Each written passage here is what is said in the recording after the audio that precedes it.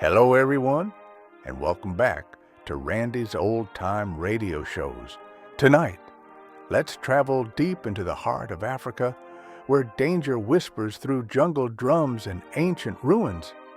Join the search for a legendary emerald mine, where explorers face shifting loyalties, hidden tribes, and eerie mysteries.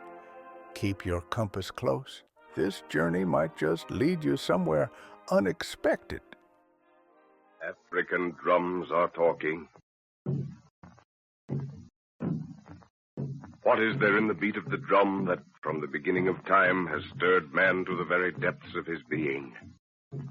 Marco Polo, writing of his travels, said, "And they came to the hill of the drum. And some went mad because of the booming of the drum in the night, and they fled screaming into the wastes." The drum booms on. Even the jungle pauses to listen to its rhythmic message. Primitive, treacherous, full of brooding mystery. This is Africa. Professor Anton Edwards and his little party of explorers journeying through a dark cavern are warned by an old woman to beware the eyes of the moon. Reaching the cave mouth, they emerge onto a mountainside. The whole country is bathed in the light of a full moon. Drums are beating in a nearby village. The professor identifies them as ceremonial drums, such as are used, as Nguru says, to talk with the spirits of the dead. As they contemplate the scene before them, Jack's gaze is drawn to the moon. A subtle change seems to take place in the lad, and his hand gripping Lorna's arm seems to the girl to be the claw of some wild animal. She has difficulty in bringing his attention back to earth. The professor, thinking Jack has a touch of fever, starts the party toward the village for a rest. They draw near the village where the drum is beating.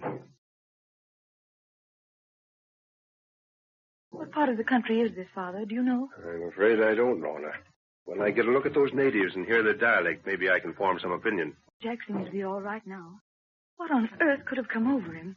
He seemed so strange for those few moments. Oh, just a momentary letdown, that's all. He's probably burning up with fever and doesn't want to worry us with it. Mustn't let them get too far ahead, though. Jack, Ngoro.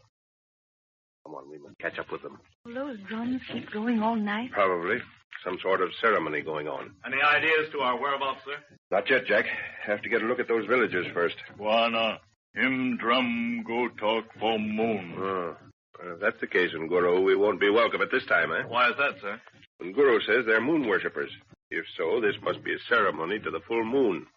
They won't like outsiders watching, especially whites. I should think that would be very interesting to watch. It is, if they're not cannibals. Then it gets rather, messy. Funny we haven't encountered any scouts or guards. Wana, Naona road. Uh-huh. That must be one of the paths into the village. No. Come back, Jack. Wana, see. Stop, everyone. What is it, Nguru? Chui, Naona. Pole. See it. What is it? There's an animal watching us from the limb of that tree over there. You can only see its eyes. Oh, yes, I see it. Nguru says it's a leopard. This place must be infested with them. Aren't you going to shoot it, Father? No, we're right on the outskirts of the village. I want to get a look at the people before they know we're here. Rifle shot now would upset everything. But that tree is overhanging the path. And if we'd been walking on it... Exactly. Keep your eyes open and let's go on. Well, there's an open space. A little to the left, sir. Yes. Must have been cleared for some reason or another. Doesn't the moonlight give it an eerie look? What are those poles grouped in the center? They've little round objects on them. Those are fetish poles.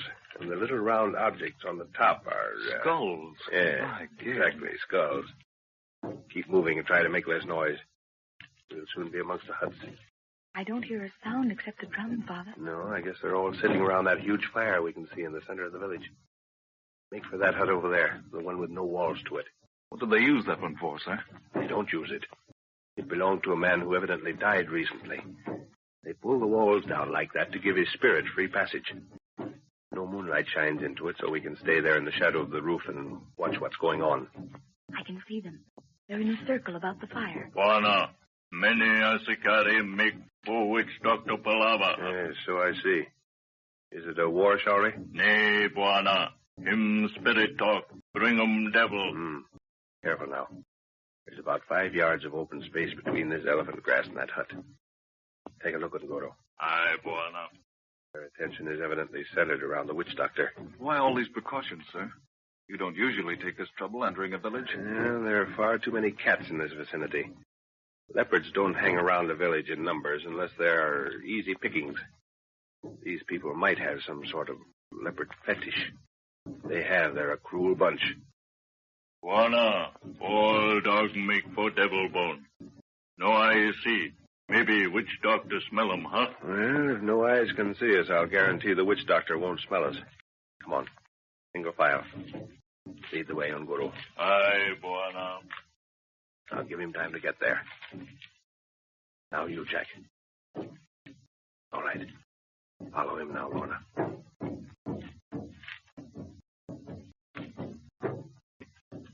You're right, sir. Some sort of important ceremony. There are about 500 of them intently watching that dancing figure in the center. He's wearing an animal skin over his head and down his back. Buana, leopard man, huh? Yes, Nguru. I thought as much. What does it all mean, Father? Are they cannibals? I don't know yet. But the leopard cult is one of the most cruel in Africa. They believe the witch doctor can change himself into a leopard. Not only himself, but others as well. Quite a number wearing those skins over their heads and backs. Yes. Leopard men usually work themselves into a frenzy until they believe they're animals, then go out and attack some poor native. They kill with the long steel claws they have attached to their hands. The witch doctor is dancing this way now. Something very cat-like about him. Why, Father, I think it's... Why, it's a woman, sir. Buana, which woman dance for devil? By George, it is a woman. Well, I never heard of that before.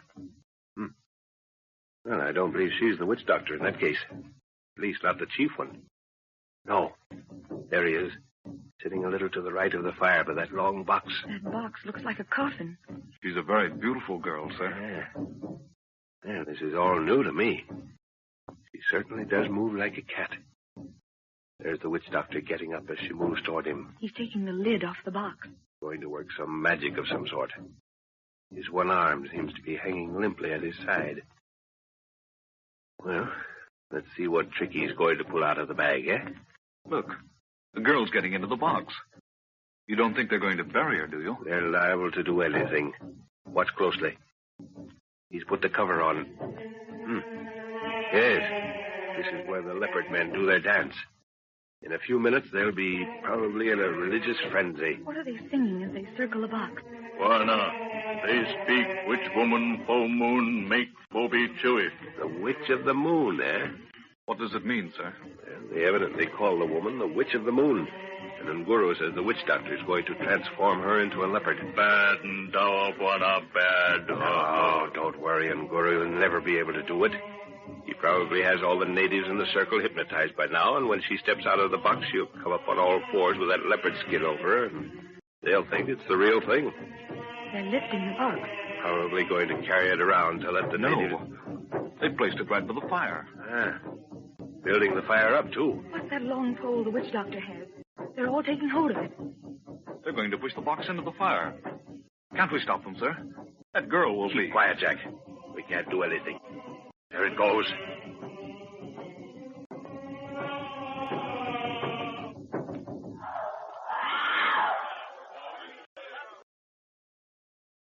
A leopard. A leopard jumped from the fire. The beast's heading this way. Keep still, everyone. Don't move. Don't move a muscle.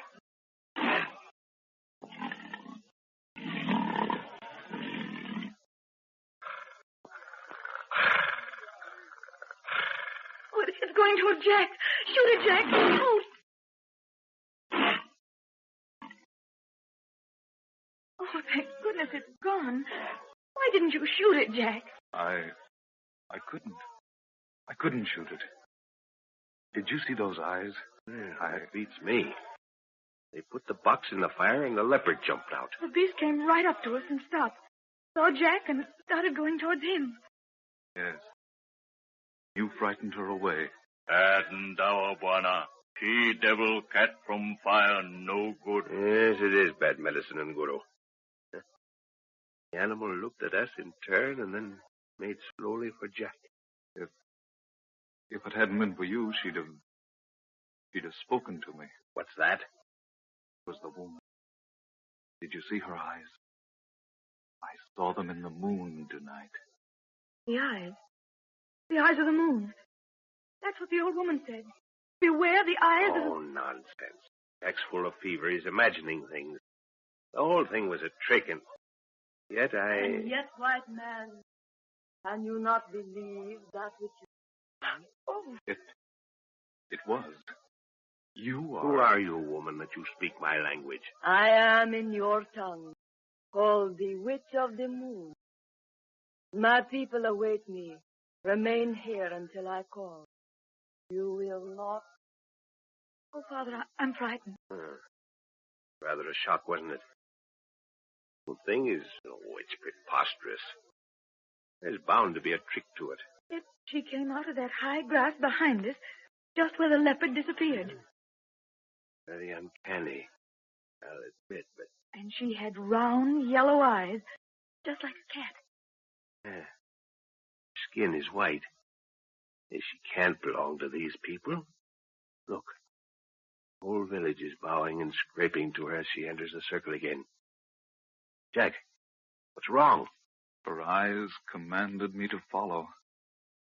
I must obey. Oh, hold on, old man. You can't... She has called. Hold him, Nguru. The boy is full of fever. It's all right, Jack. She told us to remain here. You, yes.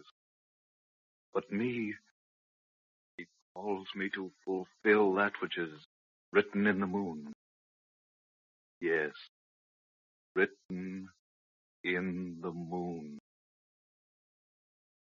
Well, folks, that's all for this episode here on Randy's Old Time Radio Shows. Now, bringing these golden oldies back to life takes no small amount of time and effort from our good friend Randy, cleaning up the audio, converting the files, and making sure each show has the best audio possible. If you've enjoyed the program and you'd like to help keep these classics on the airwaves night after night, why not consider a small donation? Every penny goes straight to supporting Randy's work and helping this channel stay on the air. You'll find the links down in the description below. And for those of you kind souls who've already given, Randy tips his fedora to you. Your support truly keeps this old radio spirit alive. Thanks ever so much. And until next time, keep those dials tuned and keep the memories rolling.